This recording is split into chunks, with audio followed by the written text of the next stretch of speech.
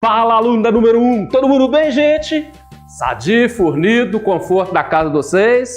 Assim a gente espera. Olha só, galera, nessa aula de hoje nós vamos estudar empirismo, uma das principais correntes do pensamento moderno. E o expoente, o principal expoente dessa corrente foi um pensador escocês que cai demais nos processos seletivos aqui no Brasil, David Hume. Então nós vamos estudar os fundamentos do pensamento empirista, tendo como referência ou interlocutor esse cara chamado David Hume. Vamos lá?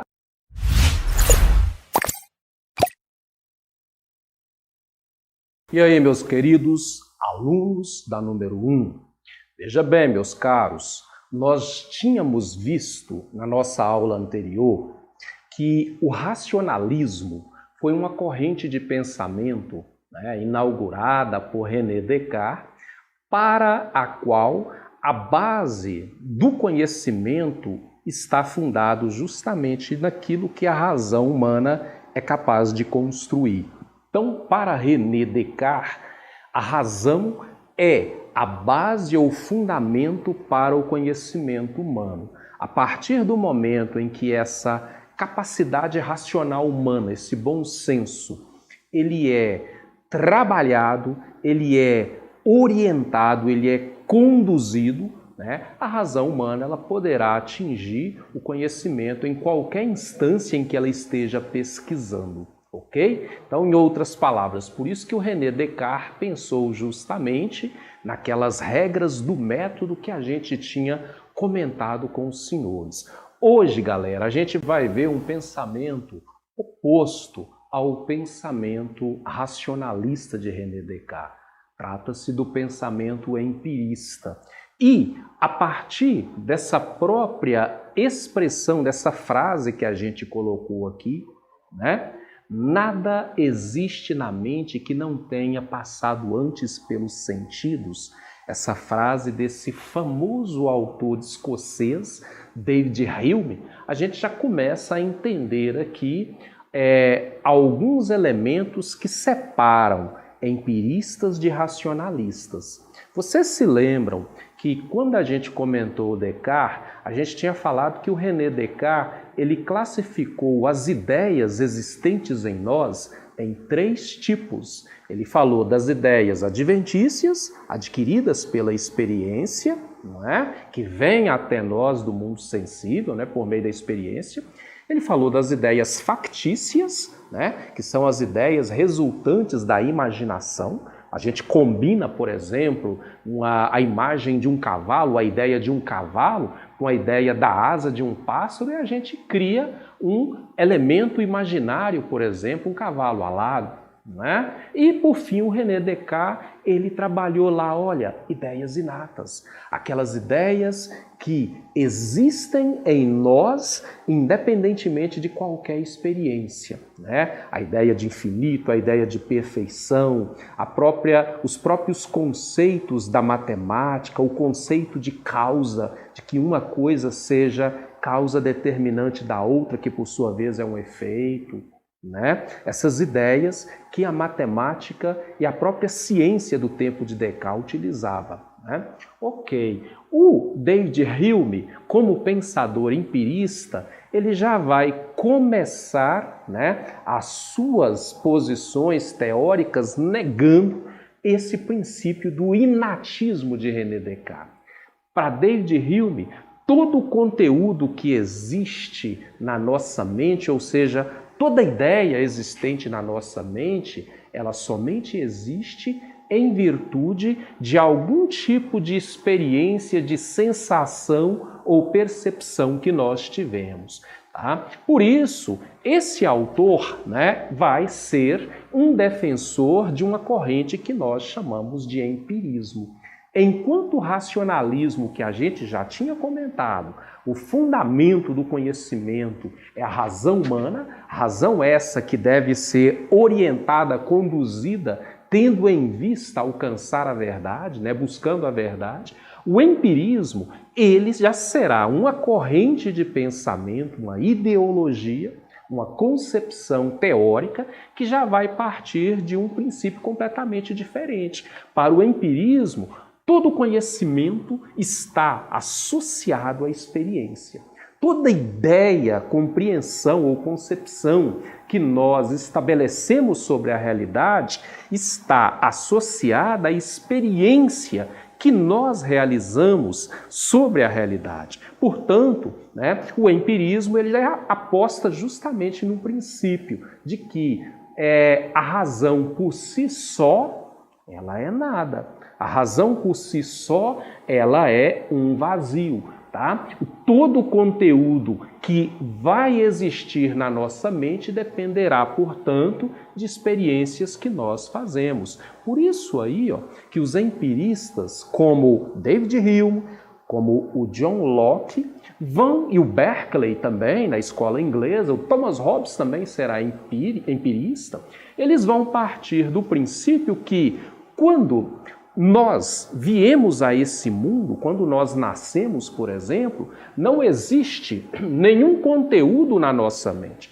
A nossa mente é como se fosse uma espécie de tábula rasa, para usar a linguagem de John Locke. Ou seja, é um vazio, é uma folha em branco sobre a qual serão impressas, sob a forma de ideias, as experiências que nós faremos da realidade. Então imagine aí uma criança, nasceu, sua mente é uma tábula rasa. A partir do momento em que ela começa a sentir o cheiro, a ouvir sons, a experimentar, a degustar as coisas, a enxergar as coisas, todos esses elementos constituem experiências. E é a partir dessas experiências que as ideias vão sendo formadas na sua cabecinha. Então, por exemplo, se eu convidar você nesse momento a imaginar um cavalo com asas, você é capaz de imaginar. Por quê? Porque você já sabe o que é um cavalo, você já sabe o que é uma asa. Agora, por que você sabe? Porque você já viu, tá? É meio complicado eu pedir, por exemplo, para uma pessoa que é cega de nascença, pedir para ela imaginar, por exemplo, o vermelho. Ela não vai conseguir levantar na sua mente a ideia do que vem a ser vermelho, justamente porque ela não fez a experiência visual. Ok? Então, todo e qualquer conteúdo da nossa mente provém da experiência, porém, ao nascermos, a nossa mente é um vazio. Ela não tem nada, ela é uma tábula rasa. Assim já diria John Locke e o David Hume. E o empirismo moderno vai procurar justamente responder algumas perguntas. Como nós conhecemos a realidade? Então, galera, as percepções constituem justamente a janela que nos abre para o mundo. É por meio das percepções, dos nossos órgãos sensoriais, que nós temos percepções do mundo ao nosso redor. E essas percepções, elas nos levam, nos permite ter da realidade dois níveis de compreensão. A compreensão por meio de impressões e a compreensão por meio de ideias. O que são impressões? Seria o que o Hume vai chamar de percepções fortes. O que é uma impressão? Por exemplo, a partir do momento em que você, vamos supor, você esteja jogando bola, ok? E ali você leva uma bolada no meio do rosto, leva uma bolada na cara. Aquilo arde, aquilo dói. Bom, nesse momento você teve uma impressão, ok? Então a impressão seria a experiência propriamente dita. A impressão seria uma percepção forte de algo que você experimentou. Agora, o que é a ideia? A ideia seria justamente o que o Hume vai chamar de cópia mental de uma impressão. Ou seja, a partir do momento em que você lembra, você recorda aquela experiência ou aquela impressão da bolada que você levou no rosto, essa lembrança ela está no terreno da ideia. E nós temos dois tipos aqui, galera, de impressão. A impressão externa, o que é uma impressão externa. Por exemplo, a bolada que você levou no rosto é uma impressão externa. Por quê? Porque você está fazendo uma experiência com o mundo exterior, e essa experiência com o mundo exterior, né, seria chamada, nesse caso, de impressão externa. Então, as cores que você vê, né, os sabores que você sente, né, as dores que você sentiu quando levou a bolada no rosto, são impressões externas. Só que você também tem impressões internas, né? Vamos pensar aqui, por exemplo, num tipo de dor diferente. Eu estou sentindo uma dor por causa da saudade do meu pai que faleceu há muitos anos. Aí, nesse caso, é um tipo de impressão diferente, é uma impressão interior, é uma impressão interna. Então, esses sentimentos, os sentimentos em geral, eles são classificados como impressão interna, o medo, né, algum tipo de fobia, são impressões internas que as pessoas têm.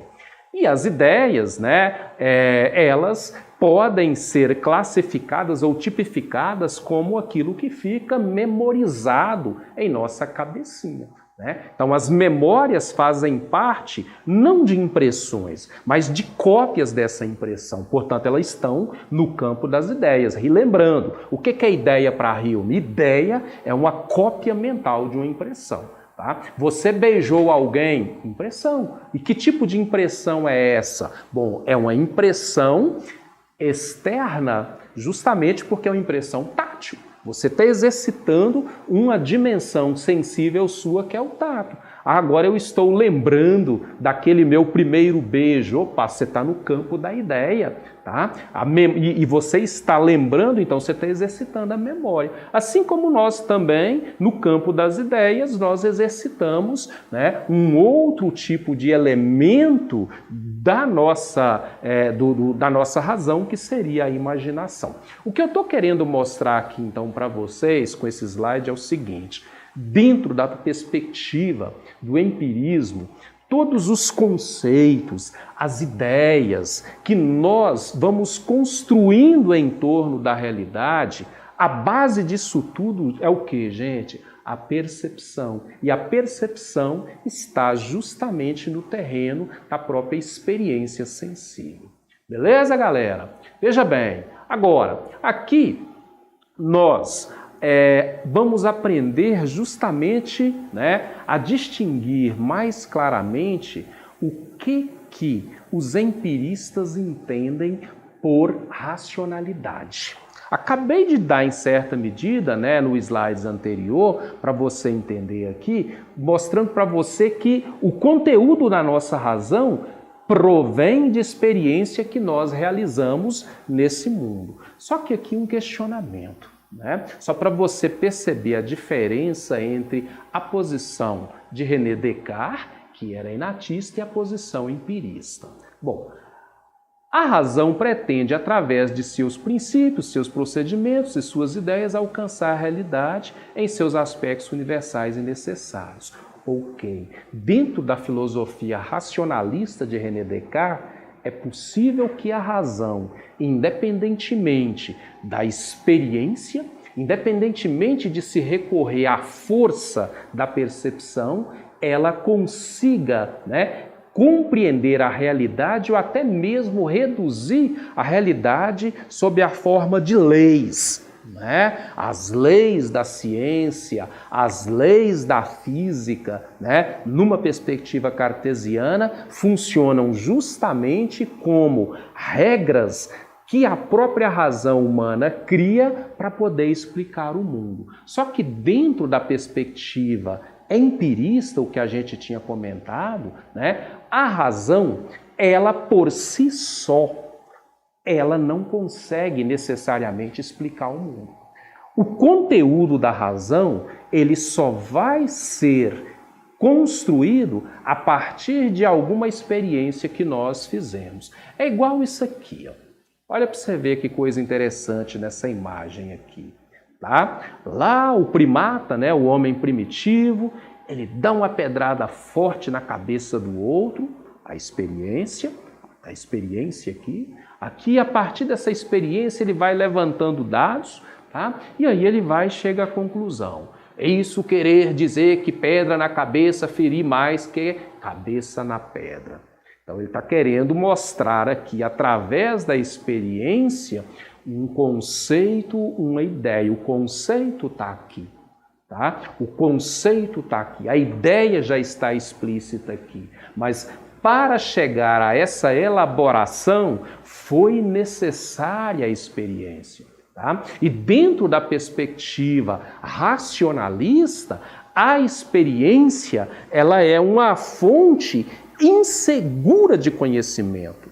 Tá? Na perspectiva racionalista, a razão por ela mesma, a partir do momento em que ela é bem coordenada ou conduzida, ela é capaz de construir conceitos e ideias, conforme está no slide anterior, universal e necessário. Mas na perspectiva empírica ou empirista, não. A razão ela pode até construir conceitos, ideias, mas esses conceitos que a razão humana constrói, eles estão o tempo inteiro, remetidos ou referenciados à experiência que nós vamos fazendo.